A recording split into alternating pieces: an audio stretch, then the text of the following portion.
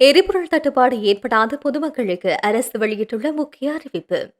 இலங்கையில் எதிர்வரும் ஏப்ரல் 1 தொடங்கும் கட்டாயமாக்கப்படும் நடைமுறைகள். மத்திய கிழக்கில் போர் பதற்றம், இலங்கைக்கு ஏற்பட்டுள்ள நெருக்கடி. ஹோர்மோஸ் நீரிணையை கடக்க முயன்றால் தீ வைத்து கொளுத்துவோம், ஈரானின் பகிரங்க எச்சரிக்கை. ஈரானுடன் போன் எவ்வளவு நாள் நீடிக்கும், ட்ரம்ப் விளக்கம். வளைகுடாவில் அதிதீவிர ஆயுதங்களை களமிறக்கி அதிரடி காட்டும் அமெரிக்கா.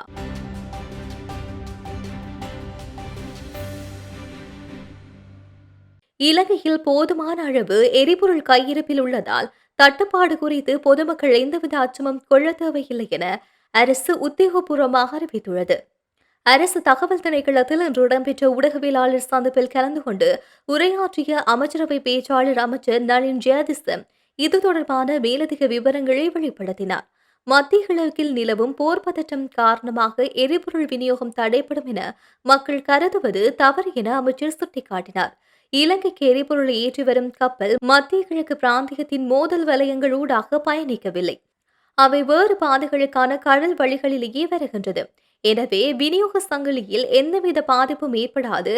நாட்டில் தற்போதைய தேவைகளுக்கு தேவையான அளவு எரிபொருள் கையிருப்பில் உள்ளது. எனவே எரிபொருள் தட்டுப்பாடு ஏற்படும் என்ற தேவையற்ற அச்சத்தில் மக்கள் எரிபொருளை சேமித்து வைக்க வேண்டிய அவசியமில்லை எனவும் அவர் கேட்டுக் கொண்டுள்ளார். எரிபொருள் நிலையங்களில் மக்கள் முண்டியடிப்பதையும் நீண்ட வரிசையில் காத்திருப்பதையும் தவிர்க்குமாறு அரசு கோரியுள்ளது. வீண் வதந்திகளை நம்பி பதற்றமடைய வேண்டாம் எனவும் விநியோக நடவடிக்கைகள் வழமை போல சீராக முன்னெடுக்கப்படும் எனவும் அமைச்சர் நளின் ஜெயதிச இதன்போது உறுதியளித்தார்.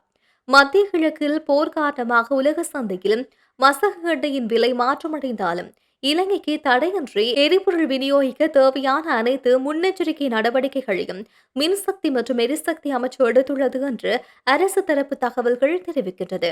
இலங்கையில் எதிர்வரும் ஏப்ரல் 1 தொடக்கம் கட்டாயப்படுத்தப்பட்ட ஐடியின் சான்றிதழ் தொடர்பான புதிய நடைமுறைகள் குறித்து தகவல் வெளியாகியுள்ளது. அந்த வகையில் முக்கியமாக பல நிதி மற்றும் பொது சேவைகளை பெற்றுக் கொள்வதற்கு வரி செலுத்துவோர் டிஐஎன் சான்றிதழை சமர்ப்பிப்பது கட்டாயமாக்கப்பட்டுள்ளது.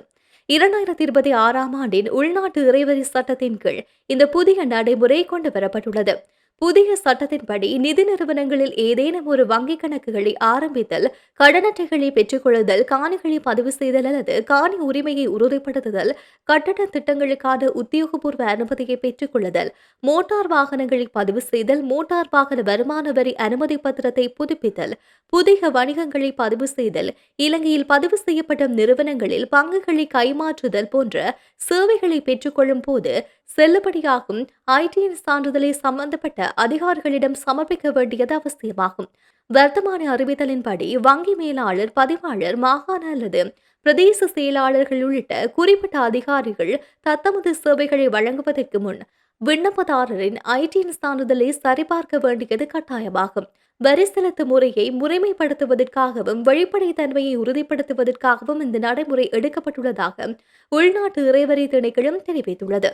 மத்திய கிழக்கு பிராந்தியத்தில் ஏற்பட்டுள்ள போர் பதற்றம் காரணமாக வளைகுடா பிராந்தியத்தின் கப்பல் போக்குவரத்து நடவடிக்கைகள் தடைப்பட்டுள்ளன. இதன் காரணமாக இலங்கையில் இருந்து அந்த பிராந்தியங்களுக்கான ஏற்றுமதி தடைப்படும் என துறைமுகங்கள் மற்றும் சிவில் விமான போக்குவரத்து அமைச்சர் அனுர கருணாதிலக்கு தெரிவித்துள்ளார்.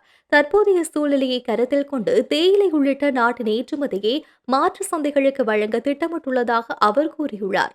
மத்திய கிழக்கு பிராந்தியத்துக்கு ஏற்றுமதி செய்ய விதிக்கப்பட்டுள்ள தேயிலை பிற ஏற்றுமதிகள் உட்பட தற்போதைக்கு கொழும்பு துறைமுகத்துக்கு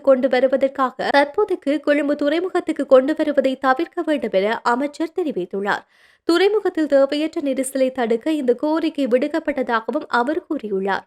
இதேவேளை இலங்கையில் பெரும்பாலான தேயிலை மத்திய கிழக்கு பிராந்தியத்தில் இருந்து வாங்கப்படுவதால் எதிர்வரும் நாட்களில் தேயிலை ஏற்றுமதியில் குறிப்பிடத்தக்க தாக்கம் ஏற்படும் என்று எதிர்பார்ப்பதாகவும் அவர் குறிப்பிட்டுள்ளார்.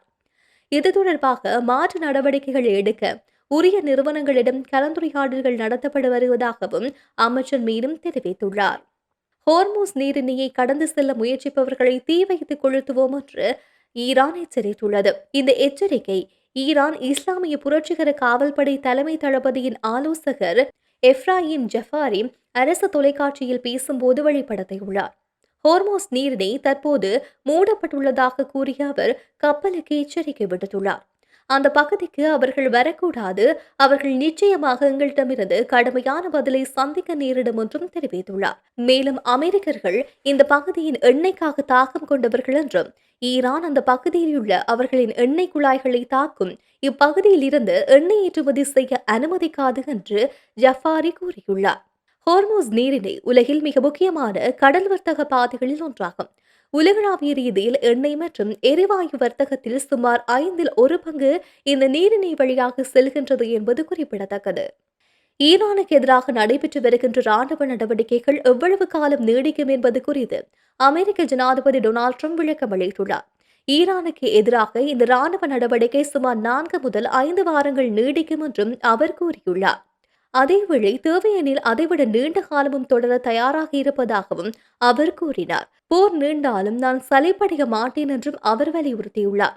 இந்த போரை தொடங்கியதற்கான முக்கிய காரணமாக ஈரானின் அணுத்திட்டமே என ட்ரம்ப் சுட்டிக்காட்டினார்.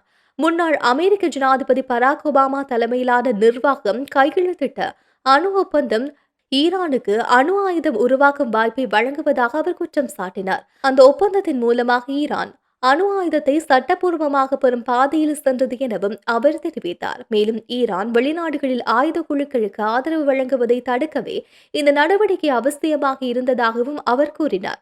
மத்திய கிழக்கில் ஈரான் தாக்குதலில் உயிரிழந்த அமெரிக்க ராணுவ வீரர்களுக்கு ட்ரம்ப் அஞ்சலி செலுத்தினார். நமது வீரர்களின் நினைவாக இந்த நடவடிக்கை உறுதியுடன் தொடருவோம் என்றும் அவர் தெரிவித்தார். ஈரானுடன் மோதல் குறுகிய காலத்தில் முடிவடையாது என்றும் தேவையான அளவு வரை தொடரும் என்று ட்ரம்ப் கூறியது இந்த போர் நீண்ட காலத்துக்கு செல்லக்கூடும் என்ற சாத்தியத்தை வெளிப்படுத்துகின்றது. அமெரிக்கா இஸ்ரேல் தாக்குதல்களுக்கு முன்னர் ஈரானை குறிவைத்து அமெரிக்கா பல தசாப்தங்களில் காணாத அளவுக்கு மிகப்பெரிய ராணுவ வலுவையும் சக்தி வாய்ந்த ஆயுதங்களையும் மத்திய கிழக்கில் திரட்டியிருக்கின்றது. அமெரிக்க ஜனாதிபதி டொனால்ட் ட்ரம்ப் அமெரிக்கா முழுமையாக தயாராக உள்ளது என எச்சரித்த நிலையில் சனிக்கிழமை நடத்தப்பட்ட தாக்குதலில் ஈரானின் உயர்மட்ட தலைவர் அயாதுல்லா அலி ஹமேனியை கொன்றதாக உறுதிப்படுத்தியுள்ளார்.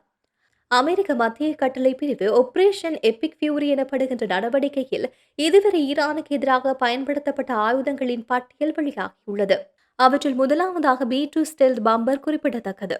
B-2 குண்டுவீச்சு விமானங்கள் அமெரிக்க விமானப்படையின் சக்தி வாய்ந்த தாக்குதல் ஆயுதமாகும். நீண்ட தூரம் பறக்கக்கூடிய விமானங்கள் வழக்கமான மற்றும் அணு ஆயுதங்களை ஏந்தக்கூடியவை. இம்முறை 2000 பவுண்ட் குண்டுகள் பயன்படுத்தப்பட்டதாக சென்காம் தெரிவித்துள்ளது. Low cost unmanned combat attack system ட்ரோன்கள் இந்த நடவடிக்கையில் முதல் முறையாக பயன்படுத்தப்பட்டுள்ளது. ஈரானின் சஹான் வகை ட்ரோன்களை மாதிரியாக கொண்டு உருவாக்கப்பட்ட குறைந்த செலவு தாக்குதல் ட்ரோன்கள் என கூறப்படுகின்றது. US ஆப்ரஹாம் லிங்கன் மற்றும் USS கிராண்ட் ஃபோர்ட் ஆகிய 2 அமெரிக்க விமானம் தாங்கிய கப்பல்கள் மத்திய கிழக்கில் நிலைநாட்டப்பட்டன. F-18, F-35 போர் விமானங்கள் இவற்றில் இருந்து இயக்கப்பட்டதாக தெரிவிக்கப்படுகின்றது. அலிபர்க் வகையான டெஸ்ட்ரோயர்கள் டொமாக்வர்க் ஏவுகணைகள் ஏவியதாக காணொலிகள் வெளியாகியுள்ளது.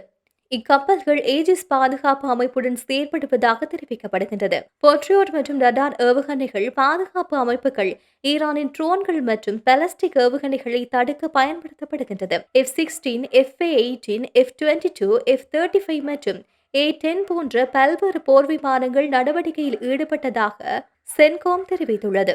EA-80J குரோலல் மின்னணு தாக்குதல் விமானங்கள் எதிரி ட்ரோன் மற்றும் தொடர்பு அமைப்புகளை முடக்க பயன்படுத்தப்படுகின்றது. E-3 சென்ட்ரி மற்றும் E-2 ஹக்ரி விமானங்கள் வான்வெளி கண்காணிப்பு மற்றும் தகவல் பகிர்வில் ஈடுபடுத்தப்படுகின்றது. MQ-9 ரப்பர் ட்ரோன்கள் ஹெல்ஃபியர் ஏவுகணைகள் மற்றும் வழிகாட்டப்பட்ட குண்டுகளை ஏந்தி இலக்குகளை தாக்குகின்றது. M142 ஹிமாஷ் ராக்கெட் அமைப்பு ஷூட் அண்ட் ஸ்கூட் முறையில் விரைவாக தாக்கி இடமாற்றம் செய்யும் திறன் கொண்டது என்று கூறப்படுகின்றது.